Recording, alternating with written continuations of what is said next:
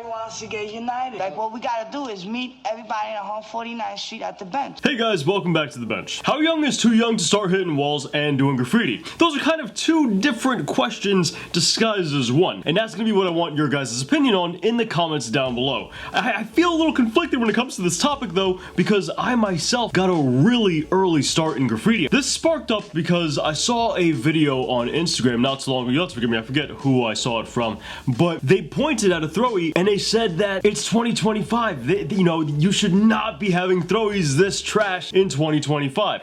And he kind of had a point. I mean, he even says in the video, you got a whole YouTube videos that teach you how to do graffiti. Hello, I'm right here. Well, check out these tutorials in the cards up here. I got a whole playlist full of them. Risking your freedom and your life for a very low quality throwy might seem like a nonchalant thing to do when you're young. It might seem like an inconsequential action, and you may not think that there's a lot of legal repercussions that come along with getting caught, especially at a younger age. But depending on where you're located, depending on what you're hitting, depending on how many things you've hit, your penalties can be much different. And depending on who you run into, that penalty might cost you your health, it might cost you your life. And granted, while that is much less common, it is a reality of the situation. Now, I don't want to hurt any egos, but especially when you're so young and your work is undeveloped, your hand style stories and pieces are still developing, they're still not good quality. For all intents and purposes, you're either a toy or you've just gotten out of the toy phase and you're still just an amateur. Because don't be mistaken, just because you're no longer a toy doesn't mean you're at a professional skill level. You're still very much an amateur. So you're risking your freedom to put this low quality tag or throwy on a wall for what? And the question becomes, once you get hit with the consequences, was it worth it? Logically, the answer is no. That's just the flat out hard truth of it. That's the logical answer. But for us to be writers in the first place,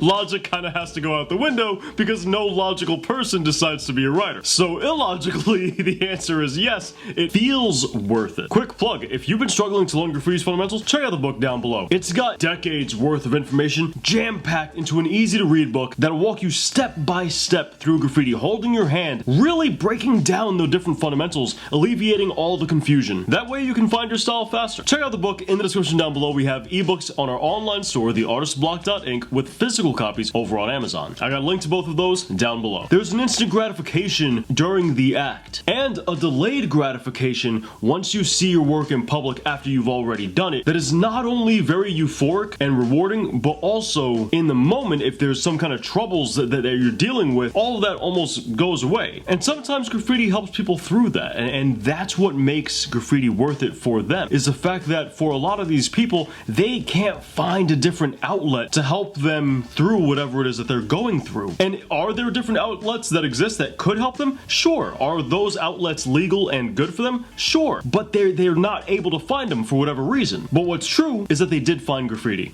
and graffiti filled that for the time being, and it helped them through whatever it was that they were getting through. So once they're, you know, they get to a certain age and they get these other responsibilities and they feel like they no longer need graffiti for whatever it is that it was filling, whatever void that was helping with, or whatever problems that was helping them get through, or just because they no longer find it fun, they decide, yeah, you know what, the risks I'm taking versus what I have to lose now, whether it's job opportunities, whether it was just health, now I have people that depend on me, be it a kid or a wife or whatever the case is, they end up saying, you know what, these other things are more so worth it, and they kick graffiti to the side. Or on the flip side, they hit rock bottom and they realize, you know, life sucks and I have to get myself out of this situation somehow, and what I'm doing currently isn't working. The different substances, the way I'm living my life in general, going out and hitting spots, it's not getting me out of this rut, and all I want out of life is a good life. So they decide to take it upon themselves to better themselves in life, get their life on track. And while they still might have a passion for graffiti, they still might have a love for graffiti that calls to them and makes all of those risks seem worth it,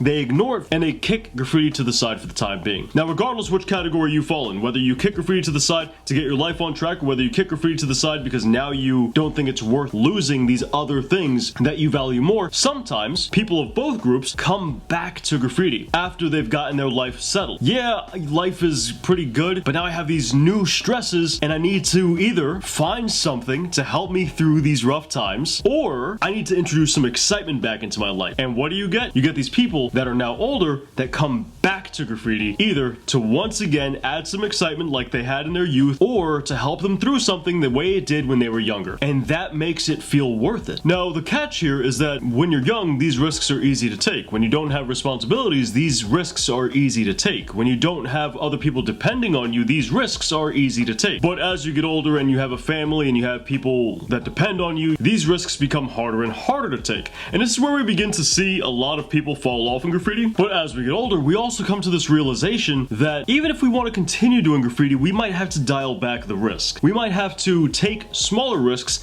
that might still feel worth it, but those larger risks suddenly don't feel as worth it for most people. And I know this might seem crazy. I know this might seem like an exaggeration, but seeing 8-year-olds take these risks, 9-year-olds, 10-year-olds, 11-year-olds, 12-year-olds take these risks, it's mind-boggling. My brain can't fathom it, and I was one of them. But in all honesty, seeing a 13, 14, 15 to like 19-year-old taking these same exact risks and bigger risks isn't as surprising at all. That's a large demographic for graffiti, and it's what we see very commonly. At the same time, seeing a 13-year-old ruin their life for a crappy tag is ridiculous. That part is astonishing. That part is shocking. And maybe this next part is a bit of a negative quality on my part, but seeing somebody who's 20 years old and higher, if they want to go ahead and break the law to any capacity and they suffer the consequences, that's on them. You know, I don't feel bad for them in the slightest, because they're a grown adult. They have all the mental facilities to look at a situation, assess the risks involved with it, understand what those risks entail, and then decide, yeah, I'm gonna go do this anyway. And if they suffer those consequences, well, that's your own fault. You decided to do it. And for any of you guys that are riders as adults, you guys understand this. This is just the truth of being an adult as a rider. You look at, you know, the bills you gotta pay, you look at the people that depend on you, you look at the situations you're gonna put yourself in, and if you still come to terms and say, yeah, I'm gonna do this highly risky thing, that's on you. None of us would be surprised by that. And that's why when I'm asked, when do I think it's too early to be doing graffiti, I always just recommend,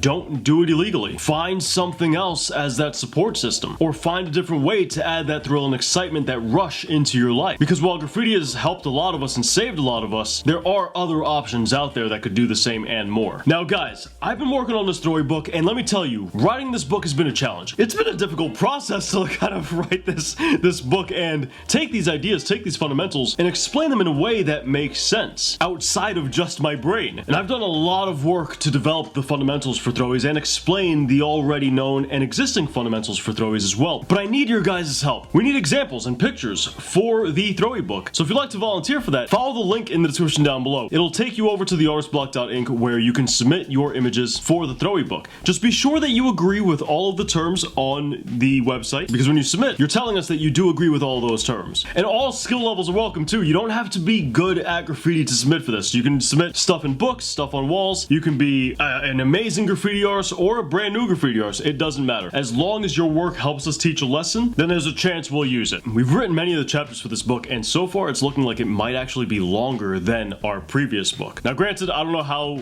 that's gonna end up shaping up after the editor gets their hands on it, but so far we're over 100 pages in, and we still have a whole lot to talk about. It's looking like it's gonna be a massive book. But dudes, that pretty much wraps up today's video. Let me know what you guys think about it in the comments down below. How young is too young to be doing graffiti? And has graffiti saved you? If so, how? All that said, guys, check out the book if you want to learn graffiti. We have it in the description.